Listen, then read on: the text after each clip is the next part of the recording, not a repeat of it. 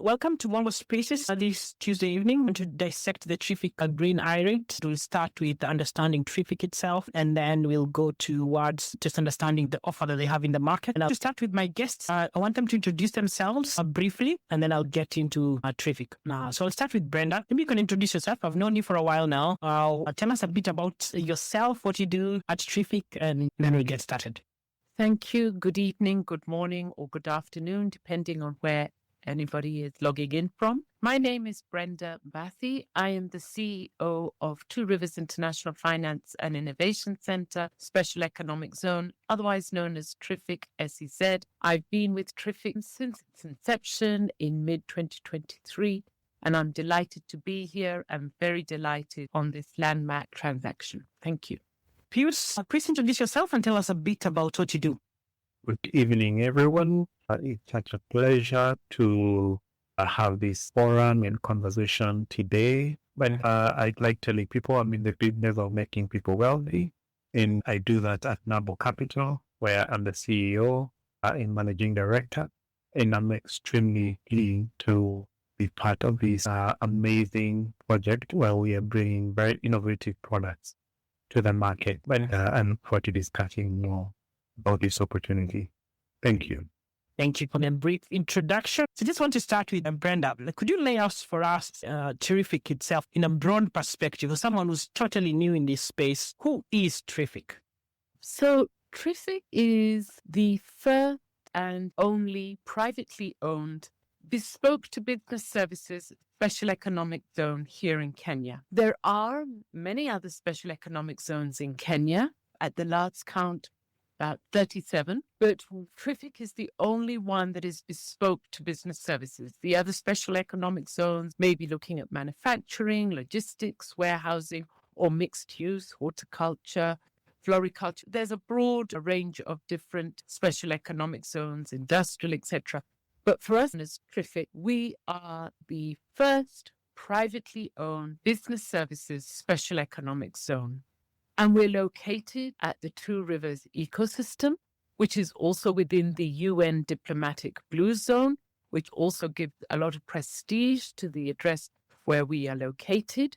We sit on 64 acres as a special economic zone within the Two Rivers ecosystem. And since our inception, we have onboarded close to 30 tenants within our flagship first building, the North Tower, which is the first asset that we're bringing into the I-REIT. And what we do as TRIFIC is we support all the eligible tenants who we actually call members through their SEZ licensing process. And we help them to also choose their relevant fit out, bespoke according to their needs, so that they occupy fully fitted spaces. So what this REIT does, it complements the broader TRIFIC platform because we're providing a yield-orientated instrument where we are monetizing the asset that we have, and we're going to recycle the capital because the capital that we will get will help to purchase that North Tower as we look for more development opportunities within our zone. And so by doing this, we're bringing an asset that gives the investors that will invest into this particular REIT access to predictable US dollar-based cash flows. So that's what we're doing. And it will be the first of different assets that will come into this particular REIT as we look at different income-producing buildings and leases coming into this particular REIT. Please now, let me move over to you. In terms of a REIT, what is a REIT in that structure? And then how should investors think about it if they invest in the REIT? How does that work structurally? When I think of a REIT in Kenyan terms, I want to use the word chama. A REIT is a chama but regulated by CMA. And this chama, we are able to bring together many individuals and even institutional investors into this one vehicle, which for purposes of sticking to Kenyan language, chama, that will enable them to own a piece of prime real estate in that they would otherwise not be able to own directly or by themselves. So that is really the idea behind a REIT. And this particular REIT, the TRIFIC I-REIT, is going to enable people like yourselves and myself to own a piece of the TRIFIC and North Tower is located at Two Rivers. I'll tell you another group. The last time I checked, an acre of land in this area was going for 120 million before even being built. So you can imagine, with only 1,000, we will be opening access to Kenyans locally and in diaspora to be able to own a piece of this, a very special asset, which we'll be discussing more about it. And it will be offering about 8% yield on the dollar. And where will this money be coming from? So as Brenda has said, we have very high profile global tenants at the TRIFIC North Tower who export their services internationally, and they earn in dollar and they pay rent in dollar. And this rent is what now we will be sharing as unit holder within this chama that we call the TRIFIC I-REIT. Brenda, in terms of the I-REIT and coming to market, what is the problem or gap in the capital markets that you've observed over a period of time, and then you're able to see, okay, we can fulfill this gap by providing a USD return rate to the market? And then in terms of informing your decision to come to the USD in terms of the base currency, is that informed by the fact that most of the revenues for the clients are coming in USD terms, so that you want to provide the opportunity in USD terms? Or how should investors think about that? You're correct on many fronts. But let me first start with what you asked with regards to the gap. So I believe that investors are looking for diversification. At least that's what we're told to do by those who give advice on investments. Pius is the best place to give us more details on that. But diverse instrument, especially when you look at it in terms of hard currency investments. We've also been told, according to latest statistics, that Kenyans actually have a lot of money in banks. They do. And there are other, not just in banks, but in other fixed income instruments. And actually, this is to the tune of about 1 trillion Kenya shillings, or its equivalent in US dollar terms. So there is liquidity there, but it is in different instruments. These instruments, on average, are probably earning between 3 to 4% per annum. So when we looked at what we have to offer, we thought, yeah, we could deliver this premium product, which could come as an additional instrument, part of diversification. But what we're bringing to the market in this REIT comes in US dollar form, and the yield will be 8%. So when you look at 8% in dollar form, and you look at other instruments giving you between 3 to 4.5%, this is actually an ideal instrument. And when you look at the dollars, yes, the reason we're able to offer this instrument in dollars is because all the rents are collected from all the tenants, our members, in dollars. All the documentation is in dollars. In fact, when you operate within our special economic zone, you trade in dollars. Even when you look to apply for your licensing with the government regulator, you pay in dollars. The fees are all in dollars. And so we truly are able to deliver this in dollar form. Believe that it's just an additional premium instrument that has been brought to the market as part of diversification. But we truly back it in terms of advocate that it's a great instrument to consider at 8% yield. And we actually will be paying out twice a year. And then in terms of the capital that you raise, Brenda, what will you use it for so that investors are able to see where their money is going to at the end of the day? Yes, as I mentioned earlier, we started on this journey of developing TRIFIC Special Economic Zone in mid-2023. And the North Tower building is our first asset. And we have aspirations to bring more assets into the portfolio. So once we raise this capital, we are going to be building a new building. We actually have the models for that building currently on site within the North Tower. So everybody's welcome to come and see those renderings. And because even our current tenant base has an appetite for more space within our unique and bespoke special economic zone. So when we raise this capital, we will be plowing it back into the business, into a new asset. And tell us a bit more about the asset itself, the North Tower itself. How does it look like? It's a real asset, so investors are welcome to actually also visit the place, right? Yes. It's a real asset. Investors are welcome to visit the space.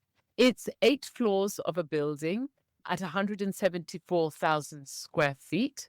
We have a very diverse client base, a mainly international client base.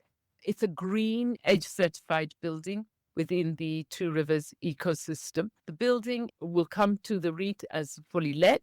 It's EDGE certified. It's grade A office space. And as I said before, it's in a prime location within the Two Rivers zone, which is within the UN diplomatic zone. As I said, our tenants are really credible blue chip tenants. Anchor tenant is the number one business BPO, business process outsourcing company in the world, known as Teleperformance. We also have other companies, professional advisory services, financial services, regional headquarters, tech and innovation, etc. So we have a very diversified industry base and a very diversified tenant base. As I mentioned earlier, the rent is in US dollars. Our annual rental income is currently $3.2 million per annum, and there's a 3.5% automatic annual rent escalation within this. So you'll actually see those rentals going up at 3.5% per annum, and that's already built into the leases. Yes. In terms of the conversation so far, we've done about the asset. Can you tell us a bit more, Piers, about the REIT itself? How is it structured? How can investors participate? What are the units on offer here? So the REIT, which I want to call it here, for purposes of being a regulated chama, is backed by CMA regulations, which require a certain threshold of governance. So the REIT has several service providers. Nambo Capital will be the REIT manager, is a licensed REIT manager. So our work there, it will be really to make sure that we manage the REIT according to the regulations and according to the promises that we are making to the future unit holders in that particular REIT. Then it has an oversight of the REIT trustee. In this particular case, is NCPA, who takes on a very important role. So you can imagine if you have thousands of unit holders, it is not possible for all of them to sit in a board and make decisions that are aligned with their interests. So the regulations are taken part, and therefore we put in place a place for a trustee, which is mandatory. And in this case, it will be NCPA. So it will be standing on behalf of all of them. So we make sure that the REIT manager ourselves, we are compliant, we are managing the REIT according to how we promised to the investors. And if there is any issue, they would be the first one to whistleblow. So their job is to make sure that they exercise fiduciary duty towards the unit holder. Then there is the custodian. When monies are sent by the unit holders who will be becoming invested in this particular REIT, it will not be coming to Labo bank account. It will be going to a specific custodian account that is currently open for this. So in a worst case scenario, even if the REIT manager goes under, it does not affect the unit holder. So the separation of money between monies that belong to the REIT manager and monies that belong to the unit holders. That's another form of defense. Then we ask the CMA itself, which has oversight of REIT and other licensed products like the REIT. So they will also keep us in check to make sure that we maintain a very high level of governance. And the idea here is always to protect the monies that belong to unit holders. There's almost no chance of money leaving. There's no way the REIT manager can touch the money with their hands because money is separated to the custodian. Then they other important service providers like auditor, lawyer, independent valuer.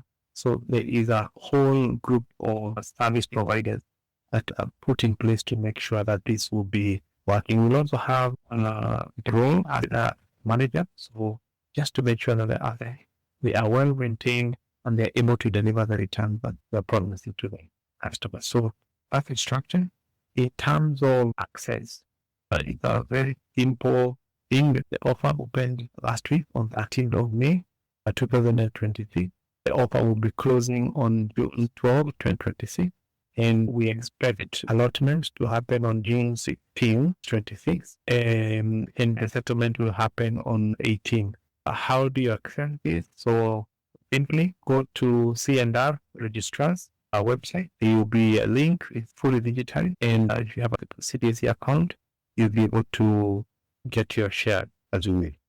I think perhaps you forgot to mention the minimum in terms of subscription.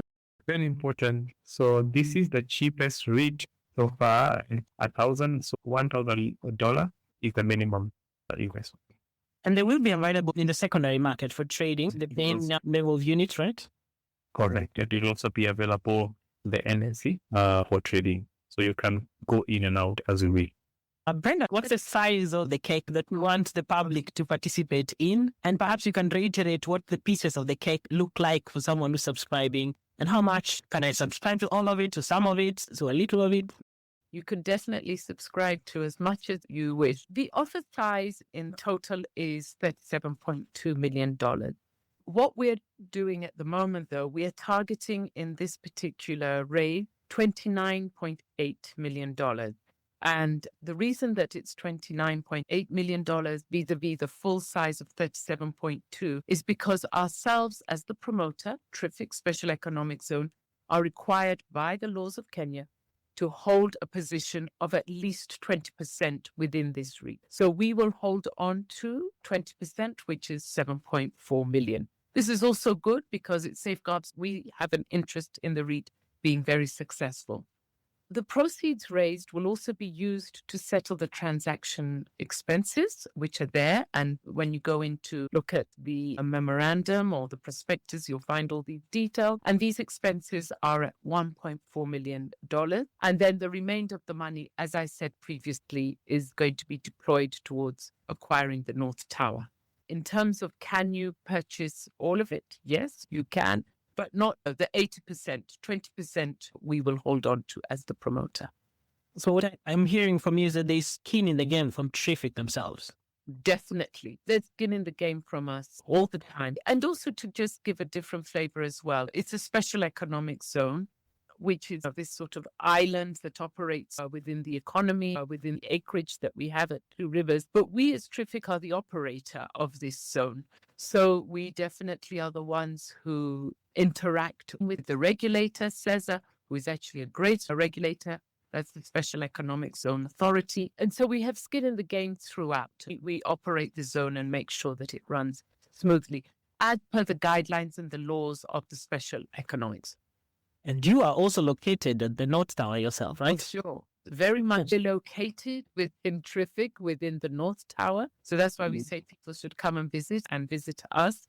Yes, so very much part of the ecosystem to ensure that everything works and to make sure that all our tenants and then, of course, now all our investors are happy. So you have visibility almost directly on where the tenants are at any given one point. It's just to reiterate to the listeners, like, yes, indeed, it's an asset that you have proper oversight over. Proper oversight all the time, 24/7, because we are a 24/7 zone. People are working throughout the day and the night just because of the nature of the businesses that operate within our zone. And so, yes, we're there, we're very committed, and we definitely have a lot of stake in this. Pius, in terms of the yield itself, someone would look at that 8% and they would look at perhaps the T-bills in terms of comparing to it. In terms of USD returns, should someone be comparing it to T-bills or should someone be comparing that to US Treasury's yields at the end of the day? That's a good question. What I'd say that a high return in a weakening currency can still give you poorer in real terms. Number one, investors should compare real return, not just nominal return. For example, Kenyan shilling investment earning, let's say 12%, may appear more attractive than 8% USD, but the Kenyan shilling depreciates, let's say, by 6% annually against the USD. The real hard currency return drops significantly. So indirectly, the Kenya shilling return of 12% minus a 6% currency depreciation, because we are a net importing country, so that over a period of time, we tend to see the local currency depreciating against the USD. That would leave you with an average of 5 to 6% real USD return before inflation adjustment. That's important, that for inflation adjustment. So by contrast, an 8% USD preserves the investor directly in hard currency. Like giving this example, it may be worth several millions shillings in Kenya. But when you live in Kenya and you have to transact in USD, you realize how small your currency is. So it's very important that we preserve purchasing power, not just locally, but internationally. My second point is that inflation and purchasing power matter over a long period of time. The TRIFIC investor here directly in USD, it compounds in USD and preserves international purchasing power over time. If I want to underline international purchasing power. So that difference becomes very significant over long holding periods. In the TRIFIC, and this is my final point to make, is that the investors, they are not just buying the yield, they also buying stability and diversification. I think Brenda has already mentioned that we are not positioning it as a replacement of Kenya shilling instrument. We are seeing it as a diversification tool where it is offering hard currency income with real asset backing, institutional governance, and exposure to globally connected tenants. For many investors, that combination improves overall portfolio resilience. And in the end, we believe that sophisticated investors should not only ask what return will I earn, but they should ask what value will my wealth retain over time. That's how I would approach it. Brenda, I just want to come back to you in terms of the tenant mix. I think you talked about more export-oriented, global service funds. I just want you to compare that to a typical, perhaps Nairobi office asset. What's the key differences that you note, and why did you target this specific clientele for you at TRIFIC?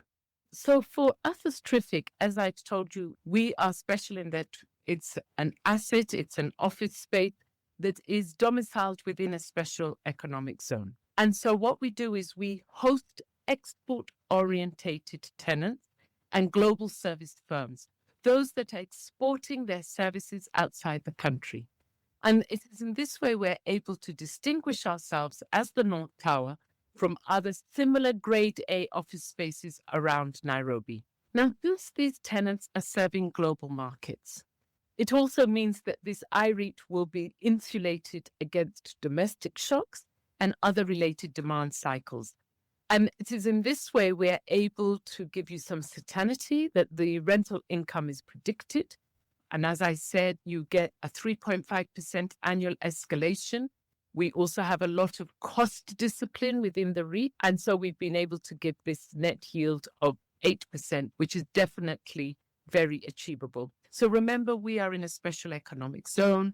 The entities operating within us are eligible and they export their services outside of Kenya. As I said, it's a very good and balanced mix. The business subsectors that we look at are mainly like global business services, BPOs, outsourcing. We also have tech and innovation services. We have some corporate headquarters and shared services and quite a few professional and advisory services. And this is not exhaustive, but it's a sampling of the type of client mix that we have within our zone. Pius, I just wanted to understand, it's launching unlevered, right? So how does it, in terms of debt mix, what's the potential that it has within the structure itself? How much debt can it take up in terms of percentage debt to equity ratio as you would look at that? So debt is what we call in finance terms leverage, and investors only concerned with leverage to amplify returns. But also it's important to say that it can also amplify losses or mistakes. For this particular very innovative product, the TRIFIC USD I-REIT, we are starting unlevered because we want to protect early distributable income. The sponsor, which is the TRIFIC SZ, is taking on development risk upfront. That means they are reducing immediate need for debt within the REIT. The REIT is not taking any development risk, and that is very important in our offering to the unit holder. But this approach also, we are very keen also to avoid interest rate pressure on investor distribution. We are unwavering in our determination to deliver 8% USD return to our customers consistently at minimum. And we want to avoid any situation where excessive leverage can significantly erode investor yielding during an unfavorable rate cycle. For now, we do not foresee the rate using debt because the development risk will be taken by the sponsor. And our objective, our sole objective is to make sure that we provide unit holders with steady, predictable USD return of minimum 8%. That's our priority. Sustainable income first, and financial engineering can come later. What I'm hearing inside that is a bit of a prediction for you where the interest rates are headed.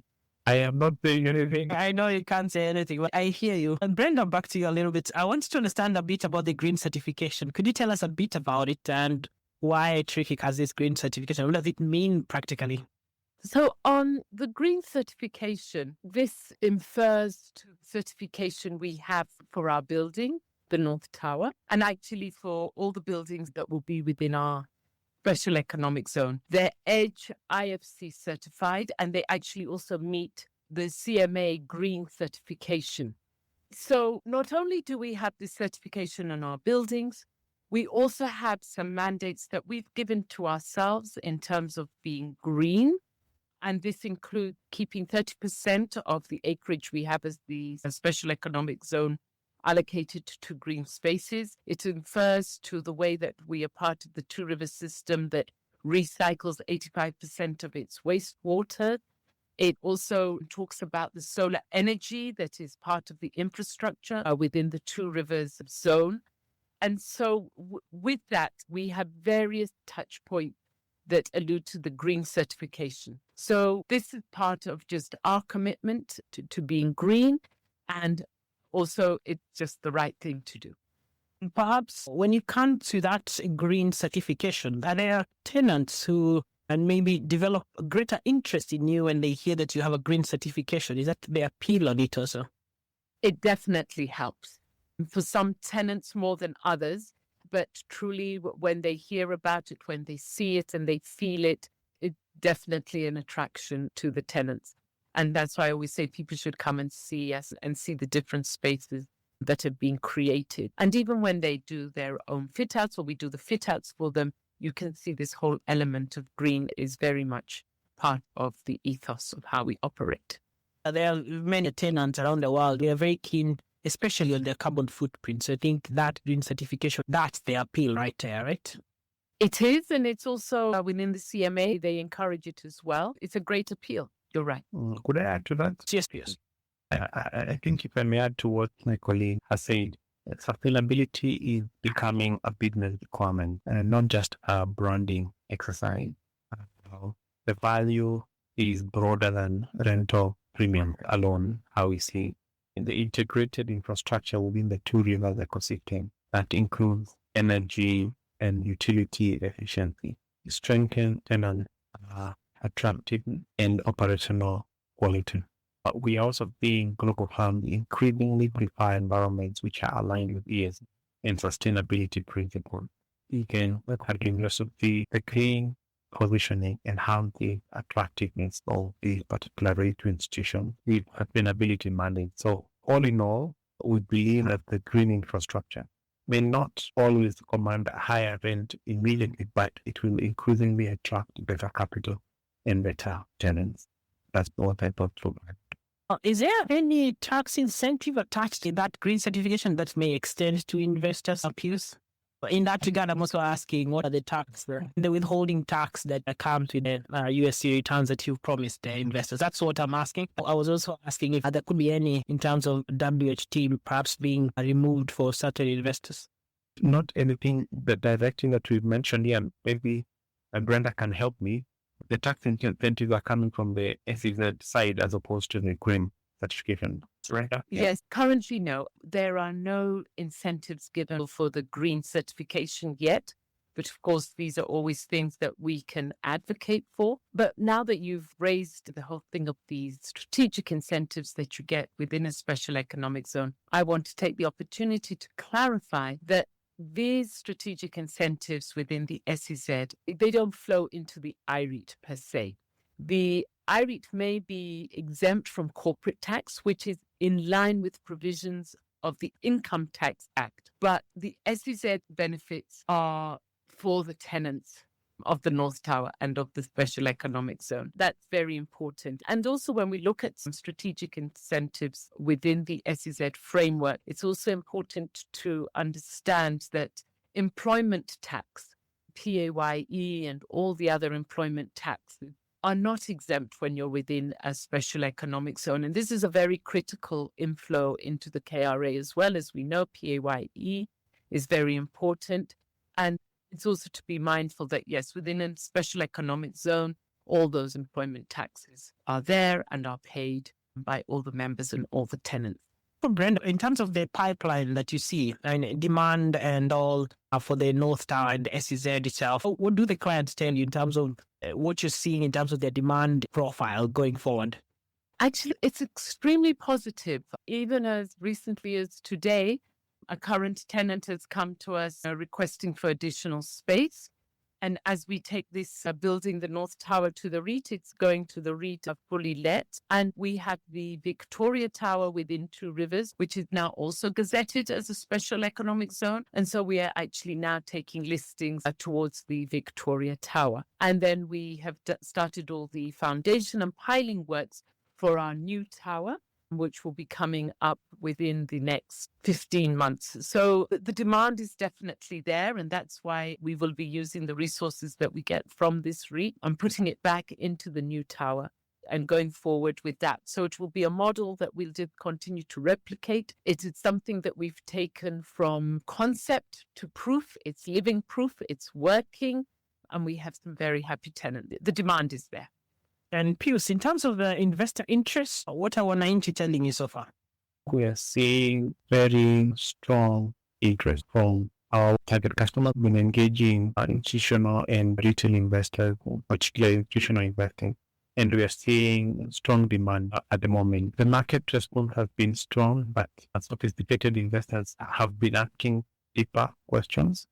One, investors are responding positively to the hard currency income profile, which is important. The 8% here hasn't gone unnoticed, especially when you compare to Treasury bill, 364 Treasury bill, which is around the same year. Yet one is in shilling, the other one is in dollars. So there's strong interest in a product that is combining capital preservation, income generation, and real asset backing. And the main area of focus has been secondary market liquidity. Given historical rate market experiences, investors wanted clarity around post-listing liquidity or whether we are offering any trade support. And I'm really happy to say it here that we have responded to that need, and through our partnership with AAB Access, which is designed to strengthen confidence around liquidity and secondary trading. It's going to be a two-way pricing, and no one will get stuck. If you buy, you can sell tomorrow as you will. So the question investors have been asking today are healthy, and they reflect that we are in a maturing market. We have very strong reasons that this is going to get a position. Kenyans really love owning land. So perhaps Brenda lay out the case on why they should perhaps consider, instead of just owning the land physically and not being able to develop it themselves, but they should consider switching that part of the investment to actually own a REIT at the end of the day. And then perhaps in the process, you can also deal with a few more misconceptions that you and Pius have also come across in the process of trying to market the I-REIT. Some key misconceptions there. As I said earlier, I think investors should look at this as an opportunity to diversify, an opportunity to earn hard currency returns based off a building that they can actually see and touch and visit at the Two Rivers ecosystem. So they'll be able to own a piece of the Two Rivers ecosystem. The other thing is that this building is very well managed. And I'm not doing this to brag about ourselves as the operator. I'm actually talking about the partners that come in as part of the REIT, those that will be managing this REIT, professionals, as required by law. They'll be owning this piece of real estate with a lot of corporate governance safeguards. So this should give them a lot of comfort. It's listed on the main segment of the Nairobi Stock Exchange. So they'll also be able to own a share, to trade a share, to own more according to their ability. So it's also a platform. And as mentioned, we have AIB access supporting with market making. So they are also able to exit and get their money if they wish or once they invest. So for me, it's an opportunity for Kenyans to invest in a product that has real tangible benefit, not just to themselves, but actually to our economy. Because the enterprises, the members who have set up within the North Tower are employing a lot of great Kenyan talent. And this talent has now got meaningful job opportunities. And this in and of itself is a solution to one of our country's biggest headaches, which is unemployment. So for me, every part of it, if you can just be a part of it, you are benefiting yourself, you're also benefiting the economy, you're doing something using Forex, US dollar, you're investing in an asset you can tangibly see, not a plot very far out. Not that to say that's not a good thing, but this is something you can see, you can visit, you can interact with. And so I just feel that there are a lot of benefits with this REIT. Well, I think that question is too important. Can I also tell me? Yes. Individually owned, direct related can definitely create wealth, but institutional real estate can, I believe, can create scalable, predictable wealth. Direct real estate gives you control, but also it concentrates risk and operational burden. When you own property directly, whether land or building, you control the tenants, you control the financing, the maintenance, and even the exit time. But also, we must remember the other side of it. You also have to absorb vacancies, tenant default risk, repairs, legal disputes, liquidity constraints, and the management complexity. We all know the stories. In many cases, investors also end up highly concentrated in one building, one piece of land, one tenant profile, and also in one location. And that can work well until it doesn't. So there are pros and cons to owning direct real estate. On the other hand, if you look at an I-REIT, it converts real estate into professionally managed. But this is really what the TRIFIC I-REIT is offering. With an I-REIT, investors can still participate in rental income, asset appreciation, and real estate ownership economics. But through professional management, in this case it is role, regulated governance, in this case it's CMA, independent trustee, in this case FPPA, a trustee, audited reporting, which will be announcing soon, will be audited, and most important, capital market liquidity, in this case, which is the Nairobi Securities Exchange. Instead of managing a building, one building by yourself or one property by yourself, you own unit in a professionally managed or governed income platform with a diversified property in different locations. And that really changes the investor experience significantly. Another point to consider is liquidity, diversification, scalability. They become major advantages in an I-REIT. So direct property typically difficult to exit. You own a building like International House, and we need 100 million shillings. You've got to sell the whole building or you just to acquire 100 million shillings. Well, that will take you most likely years. And that's a big challenge. All real estate owners and big time real estate owners have one problem, and that's liquidity. By contrast, unlisted I-REIT provide lower entry barriers, easier portfolio diversification, and potential liquidity through the exchange. So, for example, instead of $18 million to acquire a building, in this particular case, you only need $1,000 to be part of a big thing going on the SEZ. An investor can participate from a very small ticket size, while still accessing institutional grade access. The level of professionalism that you access through I-REIT and the ability to have stress-free management is incomparable compared to owning real estate directly. In conclusion, direct real estate is about owning buildings, right? An I-REIT is about owning income, governance, and long-term scalability. There's one question here from a listener. I think they're asking a bit about cost containment as being a particular point of emphasis when you're building the rate at the end. So they're wondering what's the probability of cost of running the rate may be higher than the projected cost? Either of you can respond to that. I think one of the hard negotiation points at the beginning of innovating this particular product was the strong desire of the sponsor to deliver 8% yield. It had to be meaningful. So that is the genesis of everything. Strong yields are only sustainable when the underlying cash flows are predictable. And that's where we began doing the math for this particular I-REIT. So in the TRIFIC I-REIT, the yield is anchored on high occupancy and long-term contracted income. It assumes 95% plus occupancy, long-term commercial leases, and embedded 3.5 annual rental escalations. Importantly, the leases are registered and structured to provide visibility and predictability of cash flows over time. So I'm answering this question from both rent and the cost. Those are the assumptions that we will be working with in order to be able to deliver that 8% yield on the cost side. Cost discipline is equally important in sustaining the distribution that we intended to do to the unit holders. We've negotiated contractual commercial terms with service providers from very early on, allowing us to maintain a relatively low management expense rate. Let me give an example. Apple Capital as an I-REIT manager, unlike any other I-REIT manager that we've had before, our fee is fixed. It's not even dependent on the value of the I-REIT.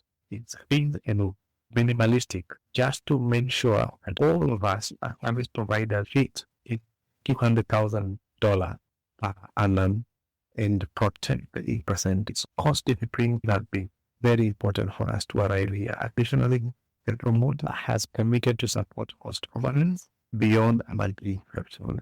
Sorry, creating an additional layer of protection for investors. If there are any cost governance, the promoter is going to come in and underwrite those excess expenses. The other thing I want to say is that the platform is designed for growing income, not static income.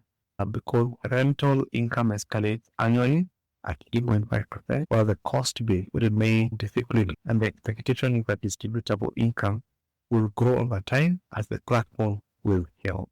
In the end, we are hoping that sustainable yield will come from this leasing, disciplined cost, and durable tenant demands. That's how we are looking at it in terms of the economics supporting percent here. A very comprehensive response. Brenda, do you have anything to add there? No, just to confirm, as the promoter, everything that Pius has said is definitely in order. We have entered into agreements with the trustee, which is NCBA Bank. The REIT manager, as Pius has said, is NABO Capital. And we as the promoter will support any cost overruns that exceed by more than 2%. And these are all pre-signed contracts to support the minimum yield of 8%.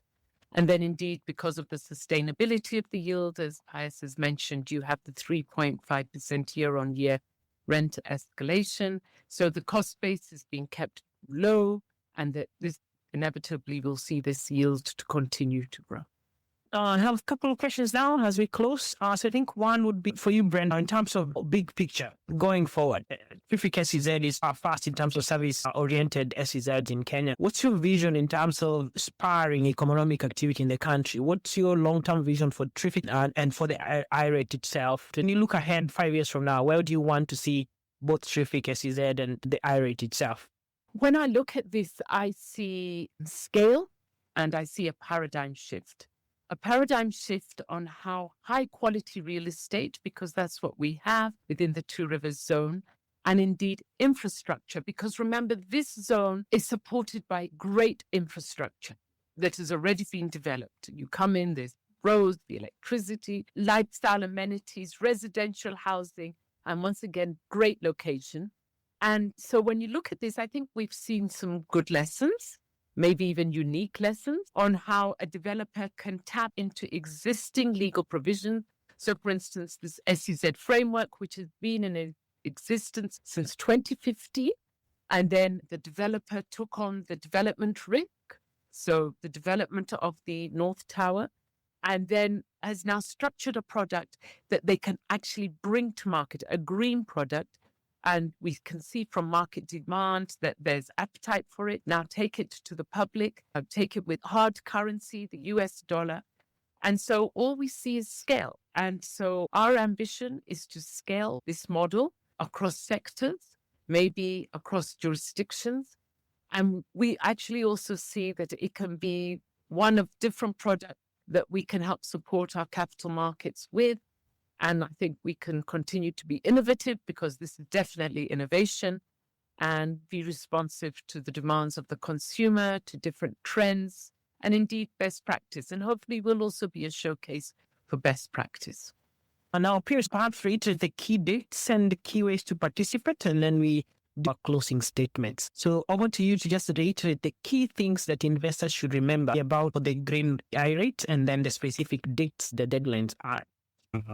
To us and to the people who want to participate, so we believe that access and liquidity are critical components of investor confidence. So the offer is open to both institutional and retail investors.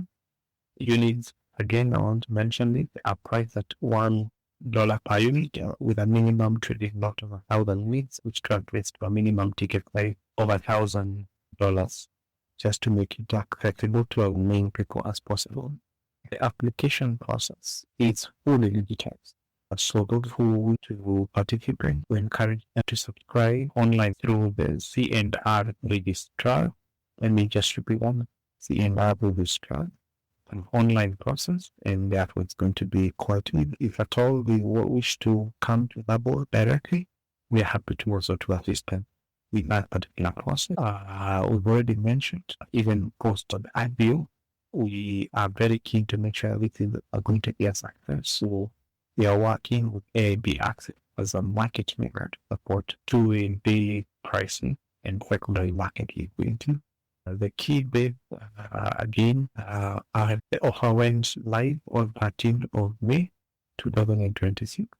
This offer will be closing on 12th of June 2026. And there will be communication on allotment only on 16th of June 2026. And settlement should happen by around 18th of June 2026. So both are key important dates. And I will also post them through the Mongo Capital platform, just to make sure that you can be able to refer to them. We are looking forward to onboard as many Kenyans. We are very keen that this is not going to be a single hit success, because we have more than 800,000 square meters of commercial space to develop. What we're really looking for here are not just investors. We're looking for partners who can be part of this journey of creating multi-generational wealth, of creating a lot of employment for our youth, to build at least 25,000 and high value employment opportunities will be created through these efforts. Did you want to add something in terms of what investors should just remember, Brenda? Just to give a snapshot of what we're offering. The offer size, 29.8 million, which is 8% of the total of $37.3 million. 8% per annum is the yield in US dollars. We'll be distributing semi-annually, so twice a year, listed on the main Nairobi Securities Exchange. We are the sponsor and promoter, TRIFIC Special Economic Zone. Our manager is Nabo Capital, led by Pius, who's on today's call. Trustee, NCBA Bank. Lead placement agent, KCB Investment Bank. We have many other placement agents, including AIB Access. Our property manager is Bro Kenya. And we opened last week, and we hope to close on the 12th of June. And as you can see from all those details, this is a REIT built on institutional governance, independently managed, and we are definitely the promoter, and we're designed for long-term performance and also value preservation. Now we come to closing thoughts. I want to start with Piers in terms of the things that you want to tell the investors in terms of reiterating, and perhaps also invite people to visit you at Nabo Capital yourself. Both of you are under sentence, so I think that's a good reminder to investors. So over to Piers and then to Brenda to just give her closing elevator pitch for people to join her on this journey. Mine is very brief. Ultimately, investors should focus on quality of the income, the quality of the apartments, and the quality of the structure. And I believe this is what make TRIFIC the I-REIT stand out compared to anything else that we have been saying before. The TRIFIC USD I-REIT, it combines for hard currency income with additional governance. So our product is really designed to deliver predictable USD distributions or income that are backed by a stabilized real asset. And this is one of many to come. We are very privileged in this particular REIT to have a sponsor that strong deal pipeline. We will be sending Brenda with $30 million or soon to go build another asset and bring it on board from this particular island. So what we are looking at here is potentially the largest REIT in the market over a period of time. And I can't wait to see that come to fruition. Investors should evaluate it as a long-term compounding platform. Their focus being on durable income generation and long-term wealth preservation. In the end, I hope and pray that we will validate that REIT investments are the one disciplined long-term thinking. That's why we're here, Brenda and I. Thank you very much. Brenda, finish for us. Thank you. And thank you, everybody, for joining us. All I can say is join us. Join this platform. It's converting Kenya's export momentum, our great talent, into stable, long-term green US dollar returns. If you invest now, you get access to a piece of this story. It's regulated. It's aligned to ESG and sustainability. It delivers consistent hard currency income and just part of our nation's strategic growth story. So we truly look forward to participating and partnering with yourselves. And thank you for taking the time to listen to us today. Thank you so much, Brenda. Thank you, Pius, for joining us, and the audience also for giving us an hour or so of your time so that we're able to discuss this.